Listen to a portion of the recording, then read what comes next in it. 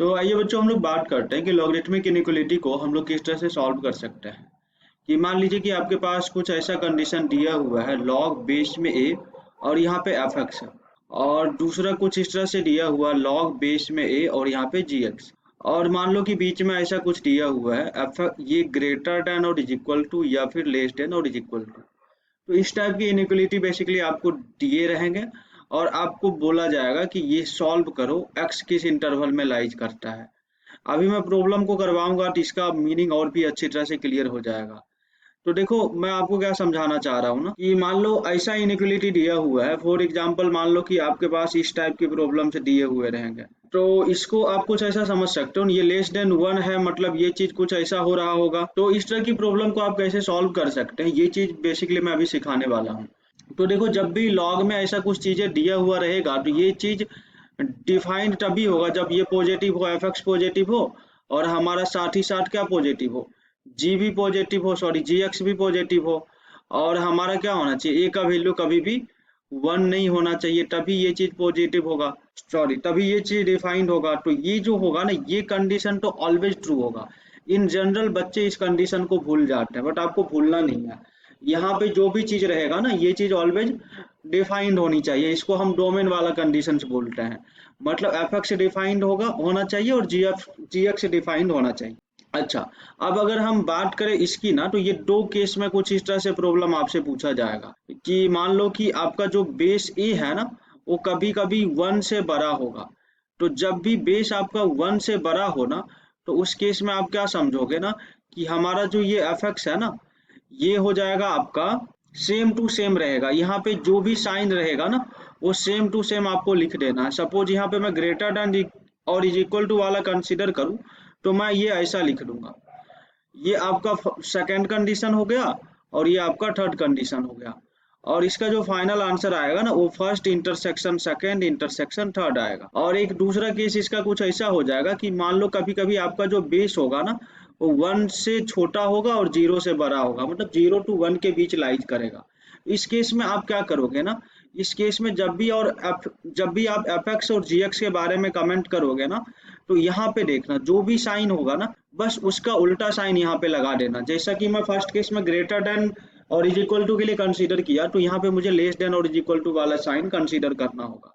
और ये समझो आपका अगर सेकंड है और ये आपका थर्ड है तो यहाँ पे जो इसका फाइनल आंसर आएगा ना first intersection second intersection third. और समझो कि ये अपना बी है और ये तुम्हारा ए है, तो इसका जो फाइनल आंसर आएगा ना वो ए यूनियन बी आएगा। ये इसका फंडामेंटल लॉजिक होता है। आई होप आपको समझ में आया होगा। आइए अब हम लोग इस बेसिस पे ये वाली प्रॉब्लम को सॉल्व करते हैं। तो देखोगे तो ये प्रॉब्लम एक्चुअली आपका ऐसा दिया हुआ था और इसको हमने कुछ इस तरह से लिख लिया।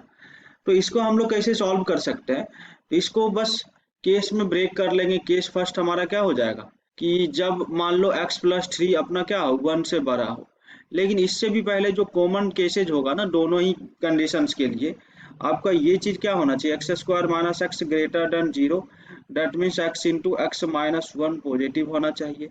तो नंबर लाइन पे इसको रिप्रेजेंट करोगे तो ये जीरो होगा, ये वन होगा, निगेटिव पॉजिटिव पॉजिटिव, तो मतलब ये वाला रीजन आ गया और इधर का ये रीजन आ गया। और दूसरा आपका क्या होना चाहिए, एक्स प्लस थ्री जो होगा ये greater than zero, that means x greater than minus three होना चाहिए। तो देखो माइनस थ्री तो इधर कहीं पे होगा, तो यहाँ से ये चीज बड़ा होना चाहिए।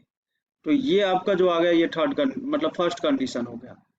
अभी आप यहाँ पे इसको सॉल्व करोगे ना, जब ये चीज आपका क्या होना चाहिए पॉजिटिव होना चाहिए, तो यहाँ से आप क्या बोल सकते हो, यहाँ से आप बोल सकते हो x greater than minus two. और अगर आपका बेस वन से बड़ा है तो आप ऐसा भी बोल सकते हो ना x square minus x less than x plus three. और जब आप इसको सॉल्व करोगे ना तो x square minus two x minus three less than zero आएगा। और यहाँ से इसको आप फैक्टराइज करोगे ना तो ये कुछ ऐसा आ जाएगा x plus one x minus three, और ये चीज लेस देन जीरो ना। तो इसको आप नंबर लाइन पे प्लॉट करोगे तो यहाँ पे माइनस वन होगा और यहाँ पे थ्री होगा, ये निगेटिव पॉजिटिव पॉजिटिव, मतलब ये माइनस वन से लेके थ्री वाले रीजन को रिप्रेजेंट करेगा। और आप इसकी बात करोगे तो x greater than minus two, तो देखो बच्चों माइनस टू तो आपका कहीं इधर होगा, तो ये क्या बोलेगा माइनस टू से भी बड़ा होना चाहिए, तो चलो ये इधर आ गया। अभी आप यहाँ पे देखोगे ना इसका इंटरसेक्शन आपको इसके साथ भी लेना है, तो देखो बीच में कहीं पे जीरो होगा, तो ये चीज क्या बोल रहा है, 0 से आपका इधर होना चाहिए। और दूसरा देखोगे ना तो इधर कहीं पे 1 होगा, तो ये चीज क्या बोल रहा है, 1 से इधर होना चाहिए। तो बच्चों आप देखोगे ना तो आपके पास जो कॉमन रीजन आ जाएगा ना, ये कुछ ऐसा आ जाएगा, ये वाला देखो, ये वाला रीजन आपका क्या है, कॉमन रीजन ना। और इधर की बात करोगे तो ये वाला रीजन और ये वाला रीजन आपका कॉमन आ जाएगा। तो देखो यहाँ से आपका जो आंसर आएगा वो क्या आ जाएगा, यहाँ से देखोगे तो -1 से लेकर के 0 आएगा, और फिर इसका यूनियन 1 2 3 आ जाएगा। अभी हमारा एक केस और भी बच रहा है, हमने सिर्फ केस 1 को सॉल्व किया। केस 2 हमारा क्या हो जाएगा, केस 2 हमारा हो जाएगा जब x+3 लाइज बिटवीन 0 और 1। तो यहाँ से आप इसको सिंप्लीफाई करोगे ना तो दोनों साइड क्या कर लो, -3 सब्ट्रैक्ट कर लो, तो x लेस देन -2 हो जाएगा और ये लेस देन -3 आ जाएगा। एक तो ये चीज होगा, और दूसरा यहाँ पे क्या हो जाएगा, ये जो तुम्हारा x² - x अभी लेस देन था ना, ये ग्रेटर देन हो जाएगा x+3। और इसको जब आप सिंप्लीफाई करोगे ना तो ये x+1 x-3 और ये चीज आपका पॉजिटिव हो जाएगा। तो नंबर लाइन पे आप इसको देखोगे ना तो ये अभी देखो तुम्हारा -1 होगा, इधर कहीं पे तो 3 होगा, और इधर कहीं पे आपका -3 होगा, इधर बीच में आपका -2 होगा, और फिर देखोगे तो इधर आपका कहीं पे तो 0 होगा, और इधर कहीं पे 1 होगा। तो देखो आप क्या कर लो ना, इन सारे ही केस का इंटरसेक्शन ले लो, ये फर्स्ट हो गया, फिर यहाँ से देखोगे तो एक ये दूसरा कंडीशन हो गया, और ये तुम्हारा तीसरा कंडीशन हो गया। इन तीनों का इंटरसेक्शन लोगे, फर्स्ट कंडीशन तुम्हारा क्या बोल रहा है, -3 से बड़ा, तो चलो -3 से बड़ा कर दिया। इसकी बात किया जाए तो ये क्या बोल रहा है, -3 से लेके -2, तो चलो हमने ये भी मार्क कर लिया। और इसकी बात करोगे ना, आपका ये वाला जो कंडीशन थर्ड है, इसमें क्या बोला है, 1 और 3 ना, तो 1 और 3 के बीच का रीजन निगेटिव होगा और इधर का रीजन पॉजिटिव, और ये भी पॉजिटिव होगा। तो इसने क्या बोला है, 3 से बड़ा ना, 3 से बड़ा ये आ गया, और फिर क्या बोला, 1 से छोटा, 1 से छोटा आपका ये आ गया।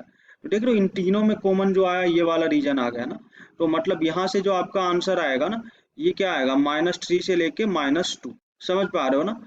तो यहाँ से आप देखोगे तो ये आपका बी हो गया और ये आपका ए हो गया, और इन दोनों का यूनियन जो होगा वो क्या होगा, आपका फाइनल आंसर होगा। तो इन दोनों का यूनियन लोगे ना तो यहाँ पे क्या है, -1 से 0 और इधर है -3 से -2। तो इसको आप ऐसा लिख लो, -3 to -2, और इसका यूनियन किसके साथ, -1 से 0 यूनियन 1 to 3, और यही तुम्हारा क्या होगा, फाइनल आंसर। आई होप सबको ये वाली प्रॉब्लम का सॉल्यूशन बहुत ही अच्छे से समझ में आया होगा। तो ये वाला जो टाइप है बहुत ही इंपॉर्टेंट टाइप है, अभी आप 11th में हो तब भी आपके लिए इम्पोर्टेंट है, और अगर आप क्लास 12th के बच्चे हो तो वहाँ पे भी डोमेन कैसे निकाला जाए, वहाँ पे आपको ये वाली लॉजिक का यूज करना पड़ जाएगा। तो इस वाले कॉन्सेप्ट को आप अच्छे से समझ लो, और इस टाइप के जितने भी प्रॉब्लम होंगे वो सारे प्रॉब्लम हो जाएंगे, क्योंकि एक ही बार में मैंने बहुत ही अच्छे प्रॉब्लम्स को लेकर के इस कॉन्सेप्ट को एक्सप्लेन कर दिया। तो चलो ठीक है, फिर मिलता है नेक्स्ट वीडियो में।